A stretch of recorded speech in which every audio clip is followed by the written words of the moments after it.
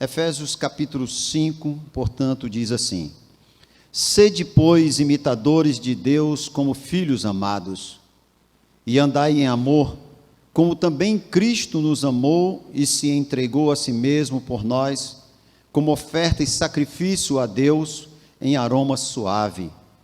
Mas a impudicícia e toda sorte de impurezas ou cobiça nem sequer se nomeia entre vós, como convém a santos, nem conversação torpe, nem palavras vãs ou chocarrices, coisas estas inconvenientes, antes, pelo contrário, ações de graças. Sabeis, pois, isto: nenhum incontinente, ou impuro, ou avarento, que é idólatra, tem herança no reino de Cristo e de Deus. Ninguém vos engane com palavras vãs, porque por estas coisas vem a ira de Deus sobre os filhos da desobediência. Portanto, não sejais participantes com eles, pois outrora erais trevas, porém agora sois luz no Senhor. Andai como filhos da luz, porque o fruto da luz consiste em toda bondade e justiça e verdade, provando sempre o que é agradável ao Senhor. E não sejais cúmplice das obras infrutíferas das trevas, antes, porém, reprovai-as, porque o que eles fazem em oculto só se referia à vergonha, mas todas as coisas, quando reprovadas pela luz, se tornam manifestas, porque tudo que se manifesta é luz. Pelo que diz: Desperta, ó tu que dormes, levanta-te de entre os mortos, e Cristo te iluminará. Só até aqui. Vamos orar. Gracioso Deus, obrigado, meu Pai.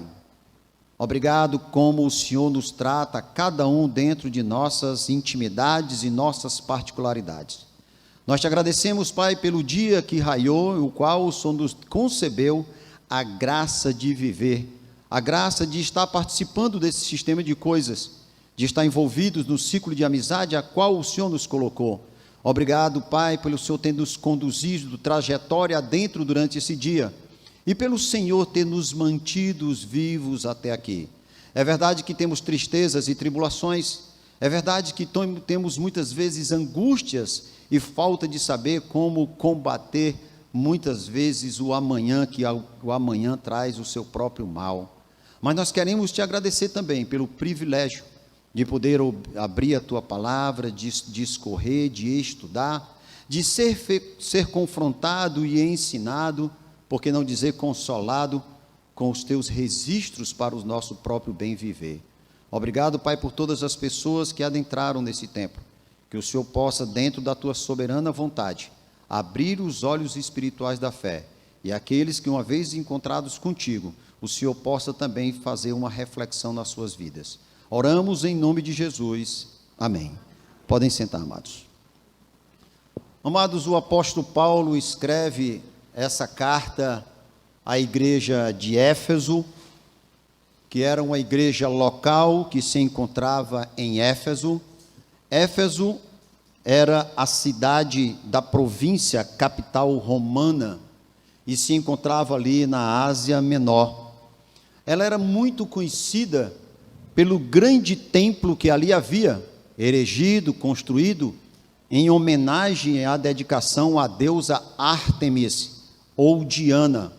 Para os éfesos, ela era conhecida como a deusa Ártemis. Para os romanos, era conhecida como a deusa Diana. A deusa Ártemis, ou deusa Diana, ela era a deusa da caça, e a deusa que dá a vida selvagem. E muitos historiadores também atribuem à deusa Diana ou à deusa Ártemis atributos como ao bom parto, a trazer a luz sobre os caçadores, e o símbolo, ou o que simbolizava ela, muitas vezes era um arco e flecha. Então, Éfeso era conhecido por essas grandezas de ter ali um templo monumental.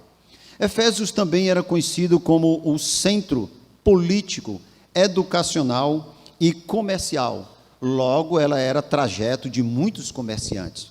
O apóstolo Paulo havia iniciado um trabalho na igreja de Éfeso, e ali ele leva o casal Áquila e Priscila.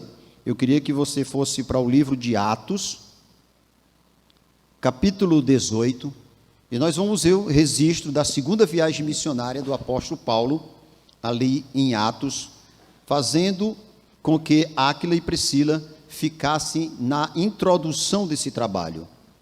Atos capítulo 18 diz assim: mas Paulo, havendo permanecido ali ainda muitos dias, por fim, despedindo-se dos irmãos, navegou para a Síria, levando em sua companhia Priscila e Áquila, depois de ter raspado a cabeça em Cencreia, porque tomara voto.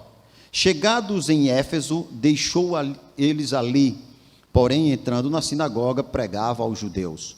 Então o apóstolo Paulo saiu de Acaia em direção à Síria e levou consigo esse casal, Priscila e Áquila, e eles iniciaram o trabalho ali. O apóstolo Paulo se distancia, depois ele retorna a Éfeso, fica por mais uns 3 anos, depois ele sai de Éfeso e indica Timóteo, o jovem pastor Timóteo, para cuidar de Éfeso, principalmente na defesa das falsas heresias e dos falsos mestres. Amado, essa noite eu tenho 2 propósitos. O meu propósito inicial é fazer com que os irmãos, quando eu digo irmãos, são aqueles que um dia nas suas vidas fizeram uma decisão por Cristo. São aqueles que entenderam que Cristo é o Salvador, que foi indicado pelo mundo, foi indicado por Deus a vir ao mundo, salvar o que se havia pecado, o que se havia perdido. Irmãos, quando eu me refiro a irmãos, eu não generalizo a todos vocês que estão aqui, mas principalmente aqueles que entenderam que são filhos de Deus e nesse momento Deus é o Senhor e Salvador das suas vidas. Como nós temos escrito em Romanos 10, 9 e 10, que tem escrito lá é o seguinte: se confessarmos a Cristo, né? Oi? Se com a tua boca confessares Jesus como Senhor, e em teu coração creres que Deus o ressuscitou dentre os mortos, serás salvo. Porque com o coração se crê para a justiça, e com a boca se confessa a respeito da salvação. Porquanto as Escrituras têm dito, todo aquele que nele crê não será confundido. Então, quando eu digo que o meu primeiro propósito é para os irmãos que estão presentes, existe essa diferenciação. E o segundo propósito é para você que está aqui essa noite, que não conhece a Cristo, não se arrependeu dos seus pecados, Cristo ainda não é o Senhor e Salvador da sua vida. Eu quero dizer para você que você sabe que existe um Deus. Esse Deus, ele não nos deixou órfãos, ele deixou caminhos, princípios, mandamentos de como melhor viver nessa vida. Tanto eu, como você que está aqui essa noite, nós passamos por sofrimentos, angústias e tribulações. Mas esse Deus, ele deixou recomendado e registrado na sua palavra o que nós passaremos, para onde nós iremos, e que você está a par dessas situações para um dia você decidir sobre Cristo também. O livro de Efésios, ele tem 6 capítulos, e essa carta, Paulo, ele escreve a essa igreja, que estava passando por necessidades de orientação. Os 3 primeiros capítulos de Efésios, Paulo fala sobre teologia, sobre doutrina, a doutrina da predestinação, da redenção em Cristo, da vida com Cristo. E a partir do capítulo 4, de 4 a 6, Paulo vai tratar sobre comportamento, sobre vida prática, de como melhor viver nessa vida diante deste mundo tão tenebroso e violento e agradar a Deus. Amados, quando eu era ainda da juventude com a minha família, eu não sei quantos participaram disso, hoje nós não recebemos mais cartas, né? Hoje é tudo por e-mail, é tudo por zap, mas eu tive de um tempo, não sou tão idoso assim, de a minha mãe dizer, o correio, e o correio dizia, correio, a gente corria para receber a carta. Um período que eu tive da minha vida com a minha esposa, que eu tive um período em São Paulo e ela aqui, e nós nos comunicávamos muito com cartas, né? Então, como era tão legal você receber, a ansiedade que você tinha de ver o carteiro chegar lá, a carta, e você via lá que era alguém que estava de distância, trazendo notícias. E era tão legal porque, às vezes, nós tínhamos um tio que era da Marinha, e a minha mãe reunia a gente, e ela ia ler a carta desse meu tio, e a gente ficava atento a essas coisas. Então, imagine vocês, o apóstolo Paulo distante, não tinha muito aquela tecnologia como nós temos hoje, mas quando os irmãos recebiam essa carta, a carta aqui, os historiadores dizem que ela era como uma encíclica. Ela foi direcionada para a igreja de Éfeso, mas antes ela deveria ser lida em todas as igrejas também da Ásia Menor, onde se encontrava a igreja de Éfeso. Então, eu creio que os irmãos ficavam atentos para receber. E eu creio também que, como os irmãos em Cristo, nós estamos aqui atentos a ouvir o que de novo vem. Muitas vezes o apóstolo Paulo dizia: eu não vos trago mandamento novo. Talvez muitas das coisas que nós iremos abordar aqui, você já saiba, mas nós somos esquecidos e nós precisamos ser lembrados dessas orientações. O tema dessa noite, como toda pregação, ela tem um tema, ela tem um título, ela trata de um assunto. O meu tema essa noite é o padrão de Deus para os seus filhos amados.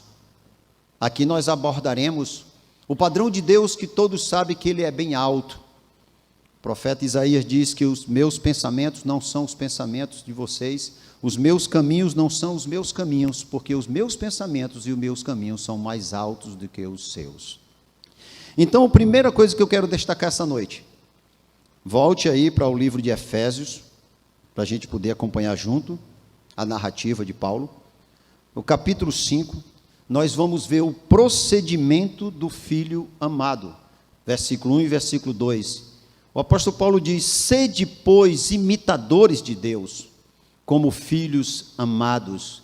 Essa expressão, filhos amados, é porque o apóstolo Paulo escreve para a igreja. A igreja é uma família, a igreja ela é um corpo.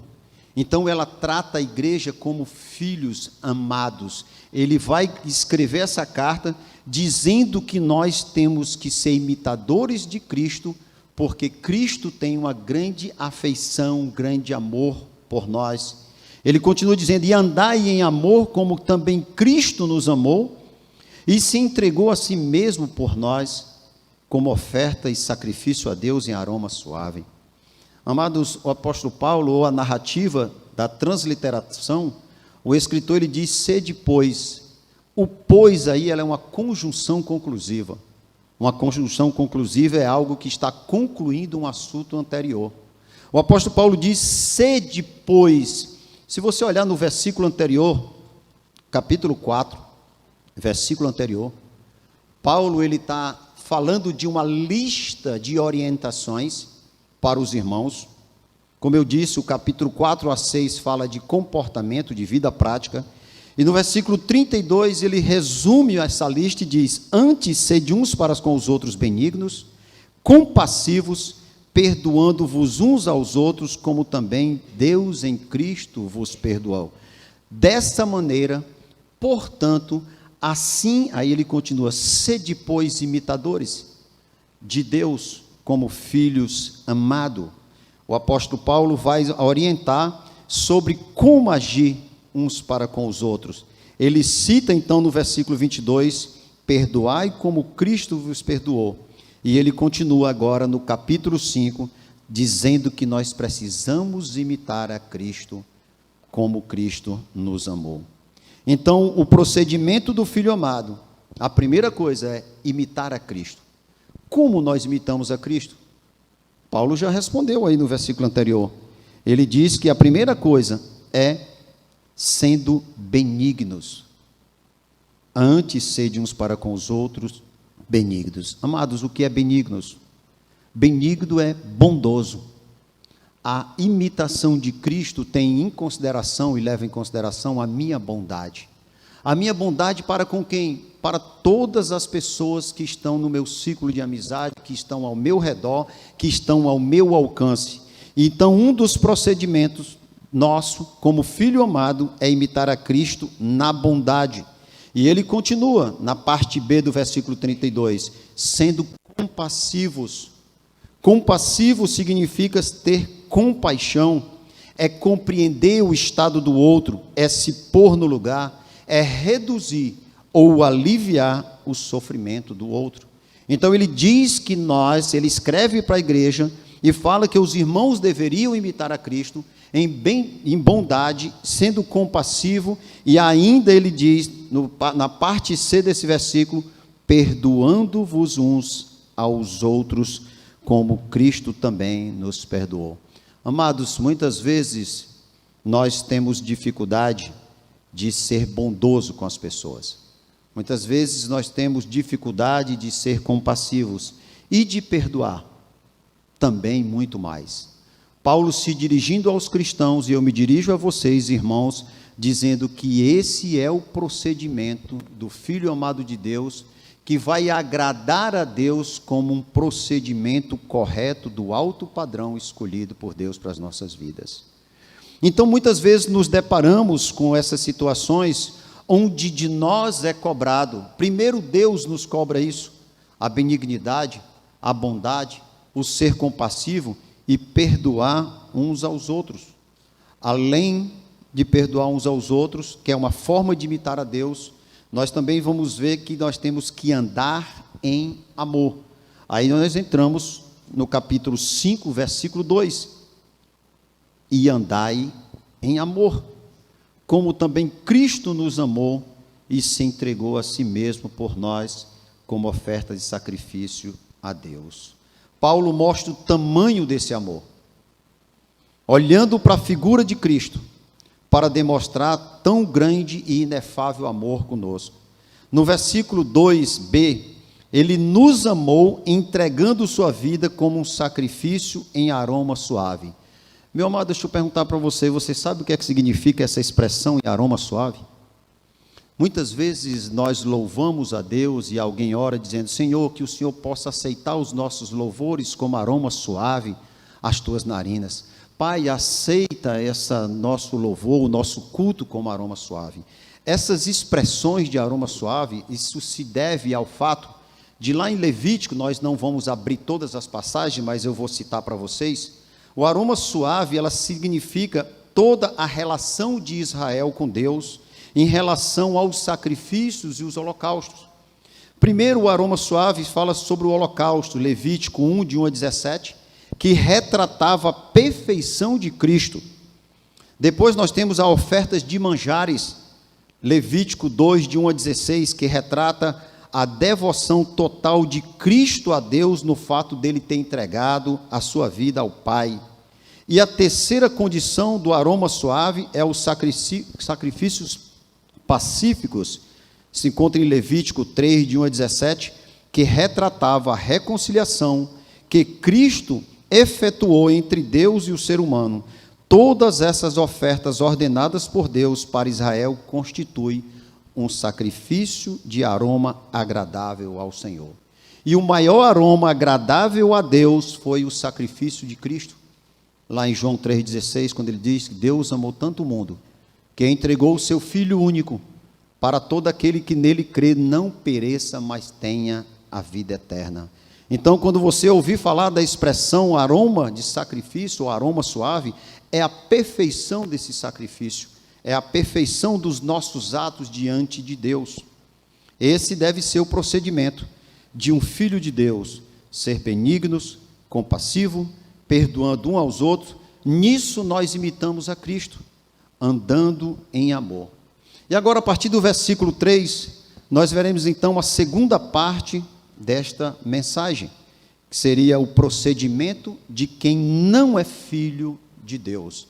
Retratamos aqui alguns procedimentos, algumas orientações do apóstolo Paulo, de como nós, como filhos de Deus, nós deveríamos fazer. Agora o apóstolo Paulo vai falar de algumas atitudes daquele que ainda não tem Cristo no seu coração. Deus não é o Senhor e Salvador da sua vida. O que é que Paulo relata a partir do versículo 3? Ele diz, mas a impudicícia e toda sorte de impurezas ou cobiça, nem sequer se nomeia entre vós como convém a santos. O apóstolo Paulo fala das atitudes do ímpio. Ele diz que o fruto do filho amado, do filho da luz, o fruto das suas obras, elas devem agradar a Deus e imitar a Deus, mas o fruto do filho, daquele que não é filho de Deus, no caso, aquele que ainda não tem Deus, aqui o apóstolo diz que ele é filho das trevas. Amados, infelizmente é uma mensagem que parece dura, porque você pode se achar íntegro, pagador dos seus impostos, talvez um bom marido, um bom pai, um bom filho, e talvez ouvir essa mensagem para você dizendo, como o apóstolo classifica, ele vai dizer que algumas dessas atitudes aqui não convêm aos filhos de Deus. Ele está fazendo um contraste, uma relação, ora o que é ser um filho de Deus, e ora o que é que o filho de Deus não deve fazer. E ele fala de alguns vocábulos aí que nós vamos tornar eles mais claros. Ele fala da impudicícia, ou seja, a falta de pudor, de moral, seria a indecência, é o complemento. E o complemento não somente ele fala dessa impudicícia, mas de todas as qualidades desprezíveis, como também toda sorte de impureza. E aí ele também diz, e ainda a cobiça. O que é a cobiça? É o desejo ardente de ser e de ter e de possuir. E o apóstolo Paulo diz que essas coisas não são de uns filhos de Deus. Ou seja, esse desejo ardente de possuir bens, riquezas, honra, mesmo coisas como é a mesma coisa que a ambição. Essas coisas não são comuns aos santos. Ele diz: nem sequer se nomeie entre vós, porque isso não se convém a santos. No versículo 4 ele diz: nem conversações torpes, nem palavras vãs ou chocarrices, coisas essas inconvenientes, antes pelo qual ações de graça. Paulo então prossegue: conversas torpes, irmão, é a mesma coisa que conversas desonestas, vergonhosas, sujas, obscenas, infame. Olha aqui no capítulo 4, volte talvez a sua Bíblia, se for igual a minha, você volta aí uma página, capítulo 4, 29, ele já tinha falado sobre isso outrora. 4:29, ele diz: não saia da vossa boca nenhuma palavra torpe, e sim unicamente a que for de boa edificação. Então o apóstolo Paulo, ele de novo, ele retrata sobre essas instruções. Amado, por que nós sempre estamos vendo o apóstolo Paulo, Deus, nas escrituras, repetindo muitas coisas que outrora foram repetidas? É porque ele sabe que nós somos filhos, que nós somos desobedientes, que nós somos pecadores. Quantas vezes a sua mãe repetiu a mesma instrução? E quantas vezes nós, como pais, repetimos a mesma instrução? E quantas vezes nós desobedecemos os nossos pais? E quantas vezes os nossos filhos nos desobedeceram? É que eu digo: a gente programa, eles desprogramam. A gente programa, eles desprogramam. O apóstolo Paulo está fazendo a mesma coisa. Por isso que no início do capítulo ele diz: sede imitadores como filhos amados. Nós somos amados por Deus. A Bíblia diz também que as misericórdias deles duram para sempre. Ele não se cansa de repetir. Quantos de vocês estão aqui essa noite e já ouviram essas mesmas palavras? E quando elas se exalam, quando elas falam, quando elas são dirigidas diante de nós, nós voltamos e nós temos que fazer uma reflexão sobre como nós andamos a nossa vida. Imagine do dia da sua conversão. Quantos anos faz da sua conversão? Imagine aí quantas lutas e batalhas e quantas desobediências nós fizemos contra o nosso Deus. É verdade que nós nos arrependemos? É verdade que nós confessamos os nossos pecados? Então o apóstolo Paulo está repetindo a mesma coisa sobre a palavra torpe. Ele continua: palavras torpes, vãs, ou seja, inúteis, que não edifica, chocarrices. Chocarrices é palavras que seriam zombaria, desrespeito. Paulo acrescenta: ao contrário dessas atitudes inconvenientes, façamos ações de graça. Amado, ações de graça é gratidão, é dizer: Senhor, muito obrigado. Em vez dessas coisas que não são práticas e não são características dos filhos da luz, mas do mundo, ele diz que em vez de a gente praticar essas coisas, nós temos que ter ações de graça, ou seja, um entendimento de gratidão. Um filho da luz não se porta dessa maneira, mas é grato a Deus, sabe reconhecer esse perdão e o amor de Deus em sua caminhada. Quais são as consequências? Paulo vai falar agora das consequências do proceder dos filhos dos homens ou dos filhos das trevas, versículos 5 e 6. Sabeis, pois, isto: nenhum incontinente, ou impuro, ou avarento, que é idólatra, tem herança no reino de Cristo e de Deus. Ninguém vos enganes com palavras vãs, porque com essas coisas vem a ira de Deus sobre os filhos da desobediência. Amado, as consequências são terríveis. Paulo retrata algumas das classes dos filhos das trevas, daquelas pessoas que nós conhecemos, o que elas são, o que elas representam e as consequências das suas atitudes. Primeiro ele fala sobre o incontinente. Você sabe o que é o incontinente que Paulo está dizendo aqui? Nenhum incontinente. Talvez, para refrescar a sua memória, se eu disser para vocês de algumas doenças como incontinência urinária, que alguns homens e algumas mulheres têm, é o não controle da bexiga. Você tem que muitas vezes ir várias vezes ao banheiro porque você não tem controle sobre a sua bexiga. Então Paulo está falando que nenhum incontinente, nenhuma pessoa que não tenha domínio das suas atitudes, das suas ações, ele herdará o reino do céu. O avarento, o que é o avarento? É aquele que vê no dinheiro o seu ídolo. Nós precisamos trabalhar, é verdade. Não é pecado trabalhar, não é pecado você ter uma boa casa, você ter um bom carro, mas quando esse dinheiro, a busca dele incessante, faz com que ele se torne um ídolo, Paulo está dizendo que esses não herdarão o reino do céu. Provérbios 23, 4.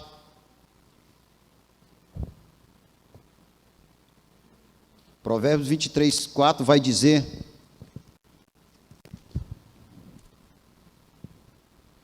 não te fatigues para seres rico, não apliques nisso a tua inteligência, porventura fitará os olhos naquilo que não é nada, pois certamente a riqueza fará para si asas, como a águia que voa pelos céus. Em outra passagem, Mateus 6,19, nós lemos ali sobre alguns que vão fazer com que vão tentar viver a sua vida para amontoar tesouros sobre a terra, onde a traça e o ferrugem vai consumir.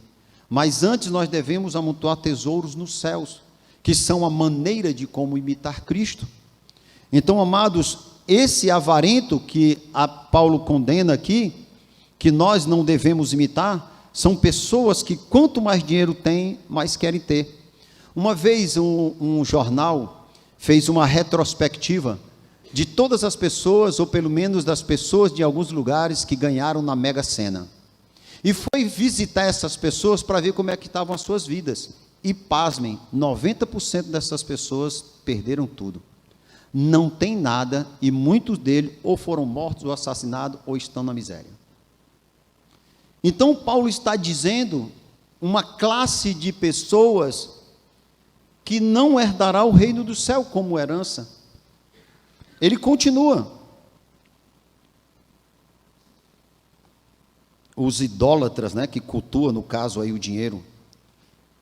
A consequência para estes, no final do versículo 5, perderão o reino de Deus. Amados, em Apocalipse, capítulo 21, eu quero que você vá para lá.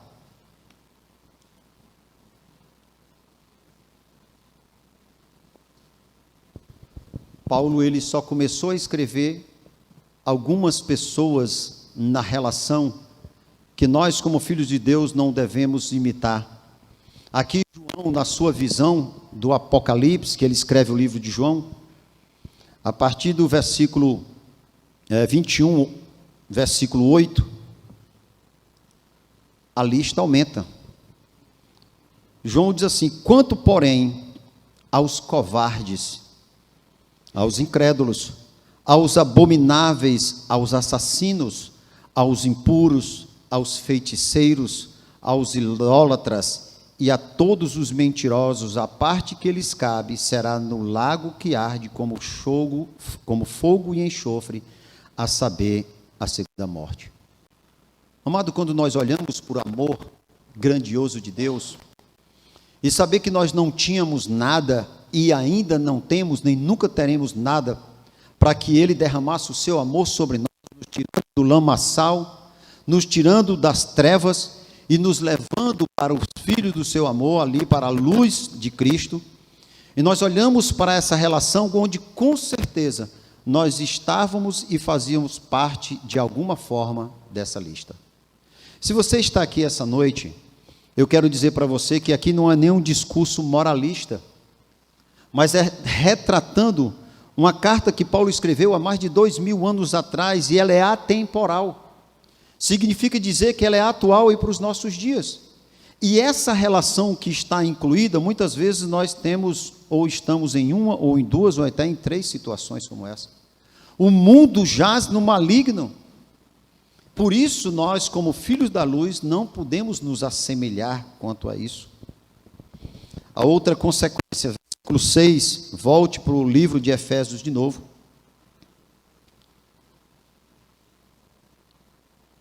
Versículo 6, ele diz: ninguém vos enganes com palavras vãs, porque por essas coisas vem a ira de Deus sobre os filhos da desobediência. Paulo está dizendo que vai haver pessoas que talvez lhe diga que não é bem assim o padrão de Deus. Não é bem assim que você deve imitar a Deus. Você não tem que ser rígido com você mesmo. Essas coisas nós podemos tirar de letra, ninguém é perfeito. Às vezes há um chavão no meio cristão de dizer, bem, nós não somos perfeitos, então eu não vou me esforçar. Não é isso que o apóstolo Paulo está dizendo. Ele está dizendo que tem um padrão de procedimento para os filhos da luz e tem um padrão de procedimento dos filhos das trevas. E Paulo faz essas comparações mostrando o que nós devemos imitar, o que nós devemos fazer, o que os filhos que não são filhos de Deus fazem e como eles agem e o que resta para eles como consequência. Ele diz então que sobre esse vem a ira de Deus sobre os filhos da desobediência. Eu queria que vocês abrissem aí em João 3,36.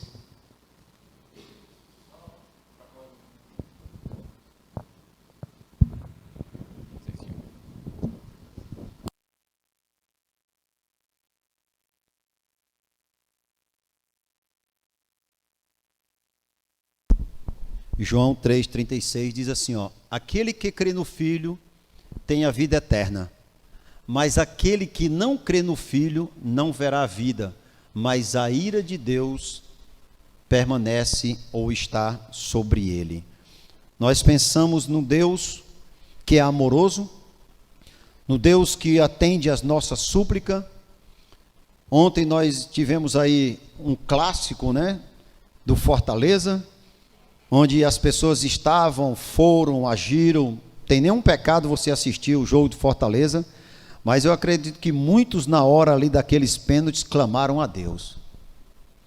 Se ajoelharam, fizeram promessas, né, para que o goleiro segurasse aquele gol, ou que os jogadores do Fortaleza fizessem.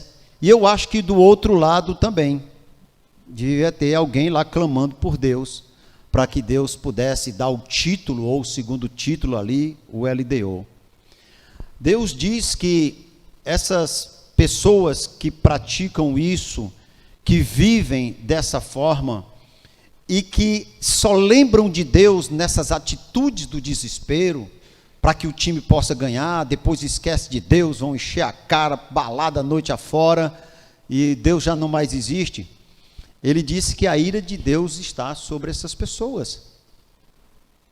Todos aqueles que um dia não confessaram que Cristo é o Filho de Deus, não arrependeram-se dos seus pecados, não clamaram para que Cristo viesse ser Senhor e Salvador da sua vida, a Bíblia diz que está sobre a ira de Deus. Quando Deus olha para o mundo, Ele olha através de um prisma, que é Jesus Cristo. Ele consegue ver toda a humanidade, mas aqueles que ainda não se decidiram por Cristo, são ainda filhos das trevas. E no momento de desespero e da luta, essa oração de clamor a Deus não funciona. Se funcionasse os dois times, como é que ia ganhar? Se Deus fosse atender o clamor da oração de um lado, o clamor da oração do outro, ninguém fazia gol, ninguém levava gol. Não é verdade? Então essas orações, elas não funcionam. São coisas de boca para fora. Por isso que Deus diz que com o coração se crê para a justiça e com a boca se confessa a respeito da salvação. E nós estamos ouvindo uma carta que o apóstolo Paulo escreveu há mais de 2000 anos atrás, de como os irmãos que tinham no seio da sua cidade um templo erguido para a deusa da caça, da vida selvagem, que eram pagãos, que tinham costumes pagãos, não sei quantos deuses, e o apóstolo Paulo escrevia para que os irmãos de Éfeso não se contaminassem, porque os filhos da luz tinham procedimento e os filhos das trevas tinham outros. E ele começa a relatar ali os procedimentos, a ira de Deus.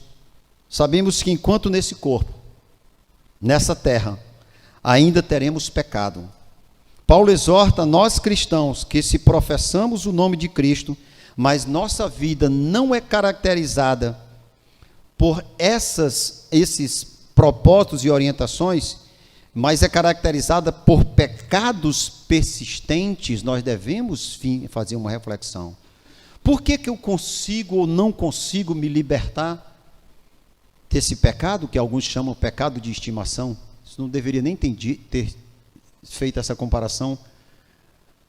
Mas, como filhos da luz, os nossos procedimentos têm que ser totalmente diferentes daqueles que estão no mundo clamando para que Deus faça com que o goleiro tenha as mãos elásticas e não deixe o gol passar, ou que o jogador tenha um pé computadorizado para fazer o gol.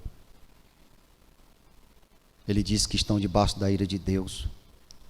Quando nós temos pecados persistentes e que não demonstramos vergonhas, arrependimento, mudança, e não ansiamos pelas coisas santas e puras de Deus, nesses casos, nós estamos nos encaminhando para, se não um arrependimento e mudança verdadeira, como diz Provérbios 28:13, aquele que confessa as suas transgressões e não as encobre, confessa e as deixa, encontrará misericórdia. Paulo conclui que o procedimento dos filhos amados deve ser diferente, pois Deus traz a sua ira sobre este. Então veja que Deus trará a ira sobre toda a humanidade que um dia, ainda em vida, não se arrepender dos seus pecados. Eu quero aqui destacar uma terceira coisa, que são os conselhos e as advertências para os filhos de Deus. Olhe que Paulo fala dos filhos das trevas, volta para os filhos da luz, fala das consequências, volta de novo, e agora Paulo vai falar de alguns conselhos. Versículo 7. Portanto, olha outra conjunção conclusiva. Sabendo dessas coisas, que a ira de Deus virá sobre todos, principalmente para esse filho das trevas, ele diz, portanto, sendo assim, se Deus vai trazer a sua ira, olha o que é que ele diz, não sejais participantes com eles. Como, irmão, que nós não vamos ser participantes? Se eu vou na faculdade é um monte de ímpio. Como, irmão, que eu não vou ser um participante? Se na minha família tem um monte de ímpio, na minha vizinhança, no meu trabalho. Paulo estava escrevendo para a igreja de Éfeso, junto a uma cidade idólatra pagã. Irmãos, se Paulo está escrevendo, é porque ele está dizendo que nós temos que não ser participante com os filhos das trevas. E nós estamos no mundo, e a oração de Jesus em relação aos discípulos, Pai, eu não quero que o Senhor os tire do mundo, mas que o livre do mal, para que eles não possam ser convencidos. As más conversações corrompem os bons costumes, está na palavra de Deus. Por isso, do cuidado do apóstolo Paulo estando distante, dizendo, olha, os filhos das trevas agem assim. Não sejam participantes com eles. Eu dizia muitas vezes para as minhas filhas que iam para a escola, lá está a turma de amigo, contando anedota. E você ri da anedota, você é um participante. Se alguém está contando uma mentira e você está ali, você é um participante. Se alguém está fazendo um negócio ilícito e você está ali, você é um participante. Então veja que o caminho é muito largo para eu ser participante das coisas das trevas. Paulo diz: não sejais participantes. E aí vem a primeira advertência. Versículo 8 ele diz: pois outrora éreis trevas, porém agora sois luz no Senhor, andai como filhos da luz. Eu e você, não sei quantos anos tem de caminhada com Cristo, cada um de vocês. Nós estamos amando, aprendendo e lidando e conhecendo cada um de vocês.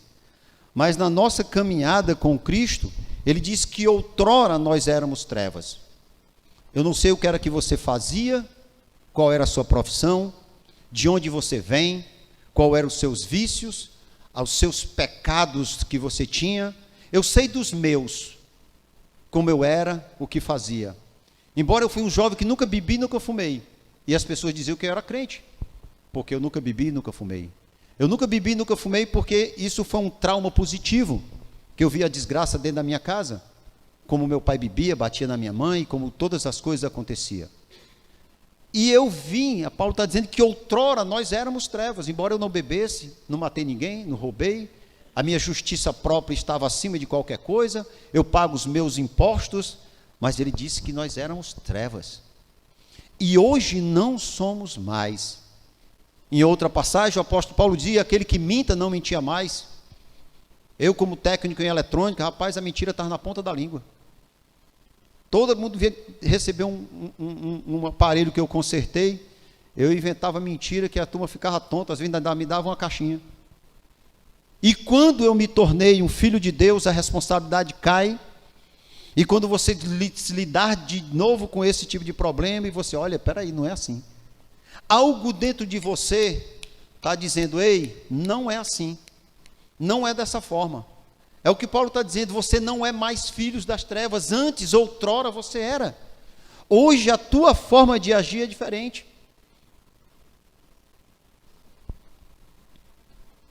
O apóstolo Paulo diz: outrora vocês eram, agora são filhos da luz. O segundo conselho do apóstolo Paulo, aqui na parte B do versículo 8, andai como filhos da luz. Então, se eu não sou mais das trevas, eu não devo mentir para enganar para as pessoas, nem para ganhar dinheiro. Eu não devo trapacear para ter uma boa vantagem. Vocês sabiam que aquele jogador que ficou conhecido, como o pessoal disse que era o jeitinho brasileiro, o Gerson, ele dando o depoimento que ele disse que foi a maior tristeza da vida dele ter falado isso, porque ele disse que numa jogada ele foi falar aquele jeitinho brasileiro, e quando se fala em jeitinho brasileiro é trapaça, é engano, é corrupção, é jogada errada, o jeitinho brasileiro, e todos nós ficamos no mesmo balaio do jeitinho brasileiro. O apóstolo Paulo: olha, agora não, andai como os filhos da luz. Terceira advertência que o apóstolo Paulo diz, agora versículo 9, ele diz assim: porque o fruto da luz consiste em toda bondade, e justiça e verdade. Então qual é o fruto que eu e você estamos produzindo a partir do encontro com Cristo? É um fruto de bondade, de justiça e de verdade? O velho homem, a sociedade, tudo à tua volta vai querer que você pratique essas coisas, e o apóstolo Paulo diz: olha, que é que deve ser os nossos frutos? O tema da nossa mensagem é o padrão de procedimento de Deus para os filhos amados. Ainda estamos dentro desse procedimento. Andai como filhos e não como aqueles que não conhecem a Deus. O fruto da luz consiste em toda bondade, justiça e verdade. Versículo 10, ele traz outro conselho: provando sempre o que é agradável ao Senhor. Eu não sei quantos conhecem um livro aqui, que ele diz assim, o título do livro é: e se fosse Cristo, como ele agiria? Mais ou menos assim o título. Que o livro fala de, em qualquer decisão da sua vida, como é que Cristo faria? Se nós perguntássemos isso, alguém, o mundo, as situações, requer de você uma resposta, você tem que responder. E se você perguntar assim: o que é que Cristo faria no meu lugar? Será que ele fecharia esse negócio? Será que ele dizia sim ou dizia não? O apóstolo Paulo está dizendo no versículo 10, que nós, provando sempre o que é agradável diante do Senhor, prove diante do Senhor as circunstâncias da sua vida, e vê se você provando diante de Deus, Ele aprova o que você está por fazer. O homem do mundo, aquele que não tem temor, reverência, não tem submissão, que Cristo não é o Senhor, ele age por conta própria. Ele age pelo que der na cabeça dele, pelo aquilo que ele foi ensinado, pelos costumes do mundo. Mas o apóstolo Paulo diz que nós não, temos que provar, se envolver sempre no que é agradável. Filipenses 4, 8, 9.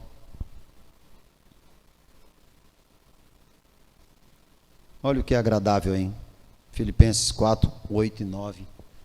Quanto ao mais, irmãos, tudo que é verdadeiro, tudo que é honesto, tudo que é justo, tudo que é puro, tudo que é amável, tudo que é de boa fama, se alguma virtude há, seja isso que ocupe o vosso pensamento. E a nossa cabeça é uma caixinha de criar ídolos, de criar ideias. Então o apóstolo Paulo diz que nós temos que fazer coisas que são agradáveis ao Senhor.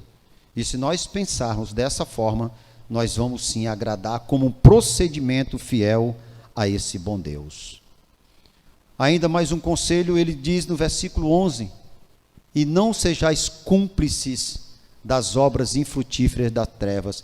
Você sabia que no Código Penal, você é capaz de ser preso e ter alguns anos de cadeia pelo fato de você ser cúmplice? Se você vê alguém matando alguém e você não fizer nada, nem ligar para a polícia, nem denunciar, você sabe que você pode ser intimado? Porque você foi cúmplice, não é porque você apoiou, segurou o revólver, ajudou, você foi cúmplice em olhar e não fazer nada. Se você tem um vizinho que ele está batendo na mulher direto e você não faz nada e ele mata a mulher, você pode ser intimado. Ei, você morava e não ouviu nada? O apóstolo Paulo diz, não seja cúmplice das obras infrutíferas. Nós, como os irmãos de Cristo, sabendo do padrão de Deus, quando nós vemos os nossos irmãos a praticar ou praticando coisas que não agradam a Deus, Mateus capítulo 18, a partir do versículo 15, Jesus ensina como tratar os nossos irmãos. Nós não vamos poder ser cúmplices. E muitos aí dizem que amigo é aquele que te apoia em todas as circunstâncias. Não. Amigo é aquele que diz quando você está errado e não apoia as suas circunstâncias erradas. Então Paulo diz, não seja cúmplice, mas antes reprovai-as. Precisamos reprovar. Veja que Paulo vem relacionando como obras das trevas e depois ele fala das obras da luz. No versículo 11 que ele diz reprovai, condenar, para que nós não possamos concordar com coisas que não são padrões dos procedimentos do Filho de Deus. E agora no versículo 12, o apóstolo Paulo faz uma citação sobre os pecados que em oculto ele observa. Ele diz, porque o que eles fazem em oculto só se referir é vergonha. Quem faz em oculto? Paulo estava falando dos filhos das trevas. Amados, quando eu ouço essa expressão do apóstolo Paulo dizendo que o que eles fazem em oculto, quanto mais anos passam da fundação do mundo para cá, mais violência, mais sem pudor, mais mal o homem tem se tornado.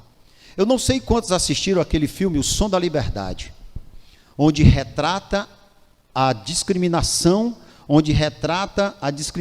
com a tenra idade, onde o comércio de crianças são fortemente abastecidos para as pessoas que são pedófilas.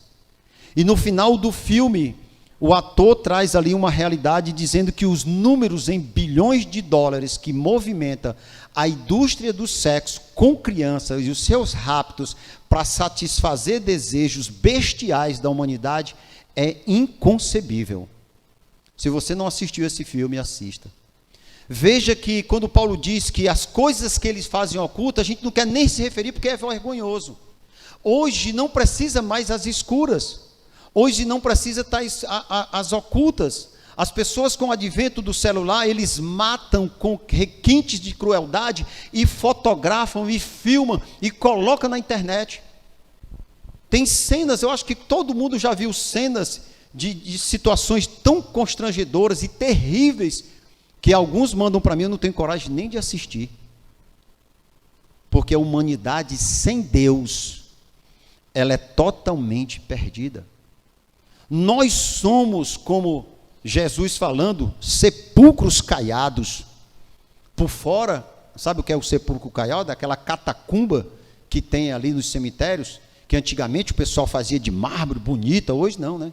Ninguém gasta mais não com isso não. Era bonito por fora, mas por dentro fétidos, de ossos podres. Então ele diz, eu não vou nem comentar, porque só em citar é vergonhoso o que eles falam. Paulo estava dizendo que como filhos da luz, nós não podemos nos comparar. Existe um procedimento, existe uma forma de ser. Eu passei a minha vida inteira falando com as minhas filhas sobre isso, até eu não ter mais responsabilidade de entregar ela para os seus maridos, e ainda assim, nós estamos juntos, comentando sobre essas coisas. Ei, peraí, mocinha, isso não é um procedimento de um filho de Deus. Onde é que você aprendeu essas coisas? Uma tem 31 anos e a outra completou agora 26. É verdade, pai. Quero pedir perdão ao Senhor, quero pedir perdão a Deus, primeiro a Deus, porque você ofendeu a santidade de Deus. E eu também já pedi perdão às minhas filhas, por uma palavra mal colocada diante da minha esposa, por uma palavra destemperada com elas. Deus deixou um padrão, amados. Quando eu me casei, eu pensava assim, como é que eu vou lidar com a minha esposa? Porque eu não tinha exemplo em casa, nem com meu pai, nem com a minha mãe. O que é que eu vou ensinar? Como é que eu vou conviver? E hoje eu olho para a palavra de Deus, isso aqui é um manual de instruções. Ele nos dá instruções, orientações de como viver o bom casamento. Qual o papel da mulher em relação ao marido, qual o papel do pai em relação ao filho, o filho em relação à mãe. Então, a nossa preocupação é de praticar essas instruções. Você não tem que inventar nada, criar nada. Olha a angústia daquele que não tem Deus. Ele faz ora o que ele viu na novela, ele faz ora o que ele viu no Fantástico, ele faz ora o que o médico falou, ele faz ora o que o vizinho disse, o que a mulher falou, o que alguém da academia disse, que os amigos no futebol disse. Ele não tem instrução verdadeira. A palavra de Deus nos traz instruções verdadeiras, fiéis, que já foram experimentadas por um monte de pessoas que tiveram muitos sofrimentos e que se deram mal. E todos esses registros, esses 66 livros, são para o nosso ensino.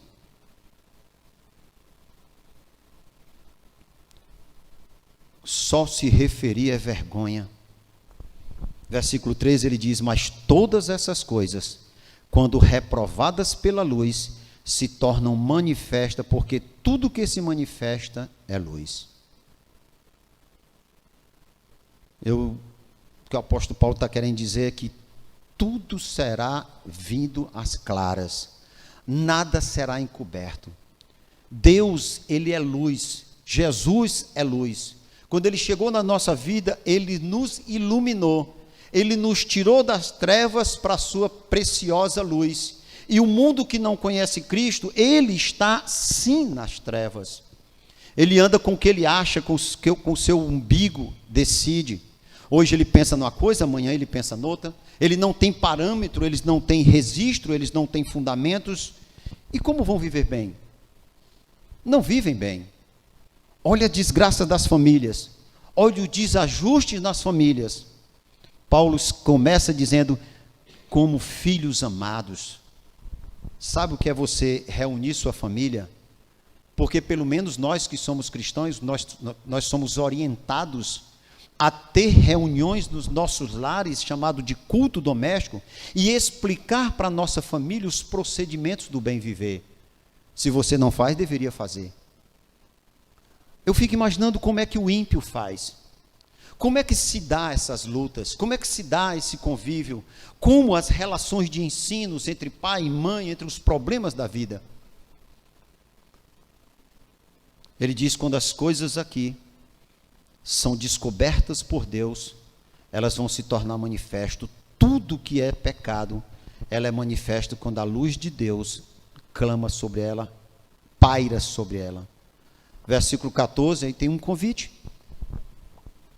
Olha o convite, o apóstolo Paulo ele se refere a Isaías, capítulo 60.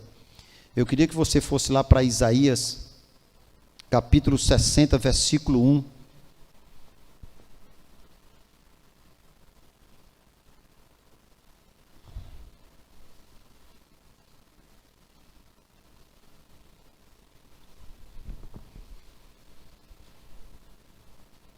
O apóstolo Paulo diz: desperta, ó tu que dormes, levanta-te de entre os mortos e Cristo te iluminará.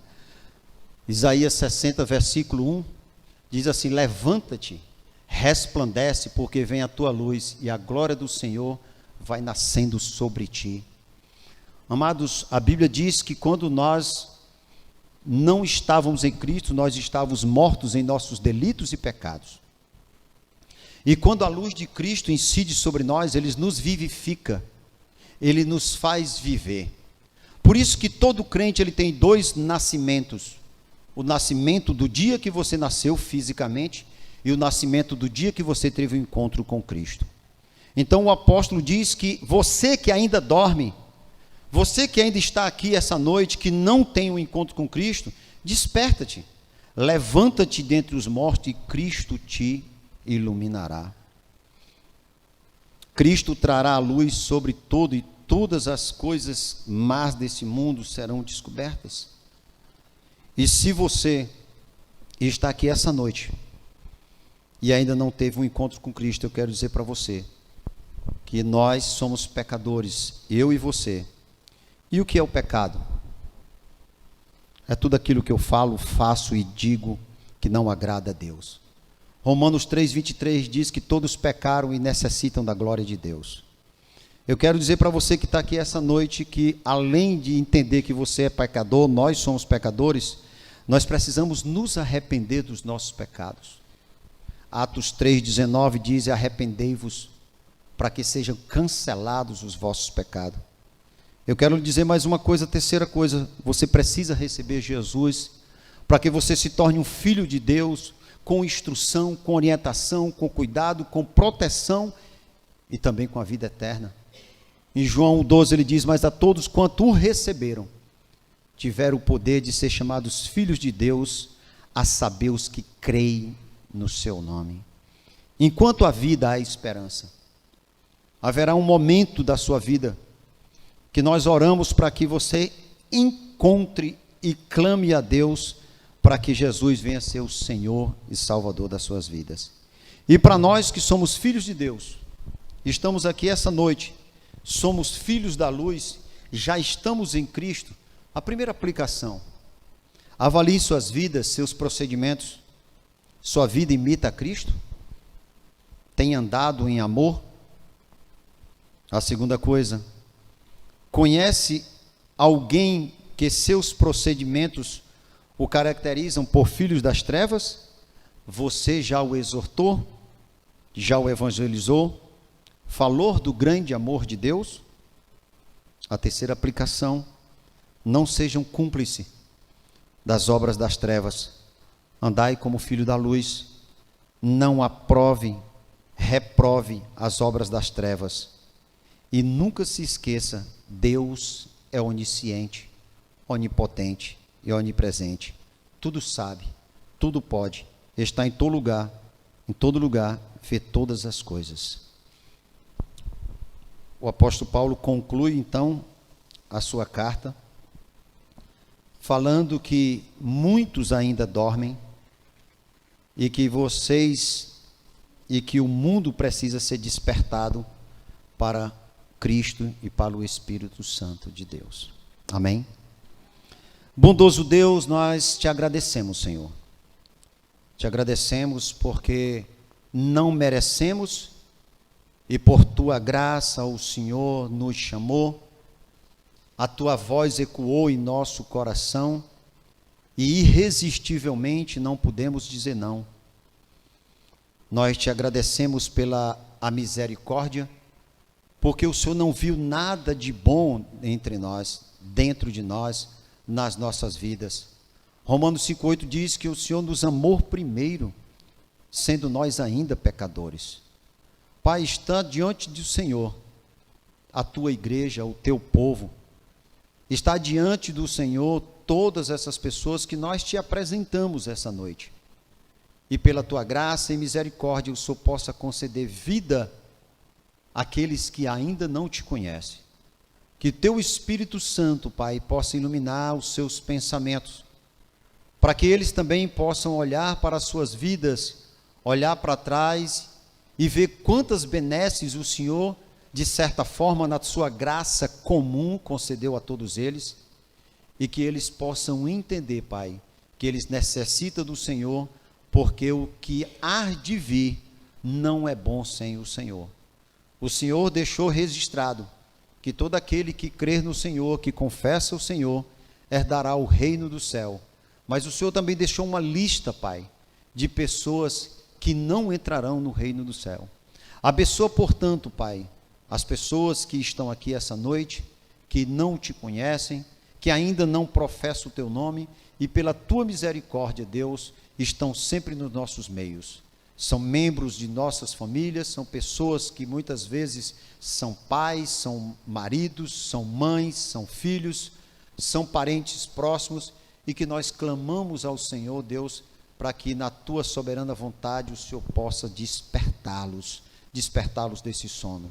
Aos nossos irmãos, Pai, muito obrigado, Pai, pela vida de cada um, pela participação que nós temos de poder, em família, Deus, falar das nossas lutas, nossas angústias, e entender que o Senhor vela por nós, que todos os nossos passos, Pai, já foram aqui escritos e determinados, quanto nenhum deles ainda havia.